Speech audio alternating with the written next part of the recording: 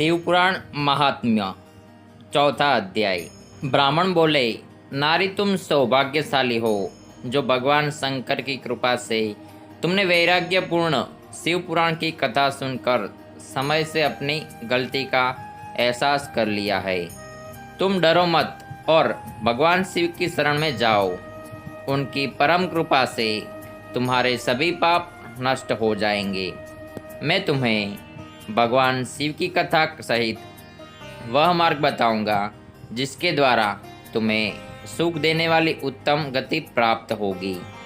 शिव कथा सुनने से तुम्हारी बुद्धि शुद्ध हो जाएगी और तुम पश्चाताप हुआ है तथा मन में वैराग्य उत्पन्न हुआ है। पश्चाताप ही पाप करने वाले पापियों के लिए सबसे बड़ा प्रायश्चित है। पश्चाताप ही पापों का शोधक है। इससे ही पापों की शुद्धि होती है। सत्पुरुषों के अनुसार पापों की शुद्धि के लिए प्रायश्चित पश्चाताप से ही संपन्न होता है। जो मनुष्य अपने कुकर्म के लिए पश्चाताप नहीं करता वह उत्तम गति प्राप्त नहीं करता, परंतु जिसे अपने कुकृत्य पर हार्दिक पश्चाताप होता है वह अवश्य उत्तम गति का भागीदार होता है। इसमें कोई शक नहीं है। शिव पुराण की कथा सुनने से चित्त की शुद्धि एवं मन निर्मल हो जाता है। शुद्ध चित्त से ही भगवान शिव व पार्वती का वास होता है। वह शुद्धात्मा पुरुष सदा शिव के पद को प्राप्त होता है। इस कथा का श्रवण सभी मनुष्य के लिए कल्याणकारी है, अतः इसकी आराधना व सेवा करनी चाहिए। यह कथा भव बंधन रूपी रोग का नाश करने वाली है। भगवान शिव की कथा सुनकर हृदय में उसका मनन करना चाहिए। इससे चित्त की शुद्धि होती है। चित्त शुद्धि होने से ज्ञान और वैराग्य के साथ महेश्वर की भक्ति निश्चय ही प्रकट होती है तथा उनके अनुग्रह से दिव्य मुक्ति प्राप्त होती है। जो मनुष्य माया के प्रति आसक्त है वह संसार में बंधन से मुक्त नहीं हो पाता। हे ब्राह्मण पत्नी, तुम अन्य विषयों से अपने मन को हटाकर भगवान शंकर की इस परम पावन कथा को सुनो। इससे तुम्हारे चित्त की शुद्धि होगी और तुम्हें मोक्ष की प्राप्ति होगी। जो मनुष्य निर्मल हृदय से भगवान शिव के चरणों का चिंतन करता है उसकी एक ही जन्म में मुक्ति हो जाती है। सूत जी कहते हैं, सौनक, यह कहकर वे ब्राह्मण चुप हो गए। उनका हृदय करुणा से भर गया। वे ध्यान में मग्न हो गए। ब्राह्मण का उक्त उपदेश सुनकर चंचला के नेत्रों में आनंद के आंसू छलक आए। वह हर्ष भरे हृदय से ब्राह्मण देवता के चरणों में गिर गई और हाथ जोड़कर बोली, मैं कृतार्थ हो गई। हे ब्राह्मण, शिव भक्तों में मैं श्रेष्ठ स्वामिन आप धन्य है। आप परमादर्शनी है और सदा परोपकार में लगे रहते हैं। साधो, मैं नरक में समुद्र में गिरी रही हूँ। कृपा कर मेरा उद्धार कीजिए। जिस पौराणिक व अमृत के समान सुंदर शिव पुराण कथा की बात आपने की है उसे सुनकर ही मेरे मन में वैराग्य उत्पन्न हुआ है। उस अमृतमय शिव पुराण कथा को सुनने के लिए मेरे मन में बड़ी श्रद्धा हो रही है। कृपया आप मुझे उसे सुनाइए।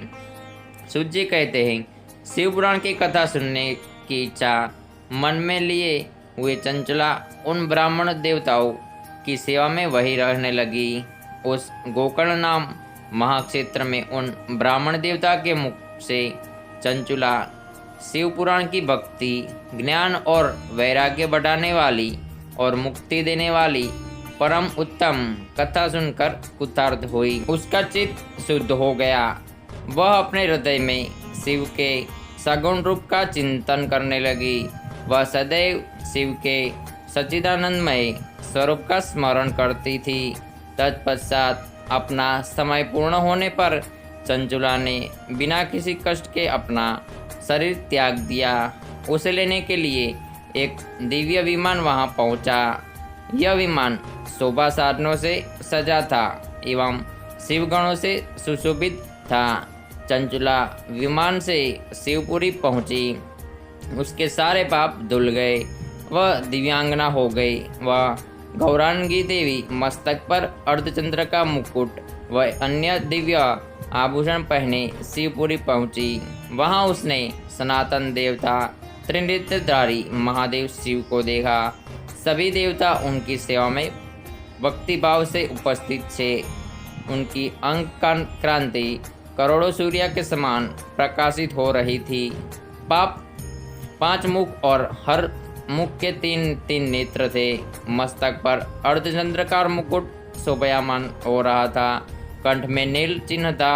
उनके साथ में देवी गौरी विराजमान थी, जो विद्युत पुंज के समान प्रकाशित हो रही थी। महादेव जी की क्रांति कपूर के समान गौर थी। उनके शरीर पर श्वेत वस्त्र थे तथा शरीर श्वेत भस्म से युक्त था। इस प्रकार भगवान शिव के परम उज्ज्वल रूप से के कारण दर्शन पर चंचुला बहुत प्रसन्न हुई। उसने भगवान को बारंबार प्रणाम किया और हाथ जोड़कर प्रेम, आनंद और संतोष से युक्त हो विनीत भाव से खड़ी हो गई। उसके नेत्रों से आनंद श्रु की धारा बहने लगी। भगवान शंकर एवं भगवती गौरी माँ ने करुणा के साथ सौम्य दृष्टि से देखकर चंचुला को अपने पास बुलाया। गौरी उमा ने उसे प्रेम पूर्वक अपनी सखी बना लिया। चंचुला सुखपूर्वक भगवान शिव के धाम में उमा देवी की सखी के रूप में निवास करने लगी। तो दोस्तों, ये था शिव पुराण महात्मा का चौथा अध्याय। अगर वीडियो अच्छी लगी है तो वीडियो को लाइक शेयर करें और चैनल को सब्सक्राइब करना ना भूलें।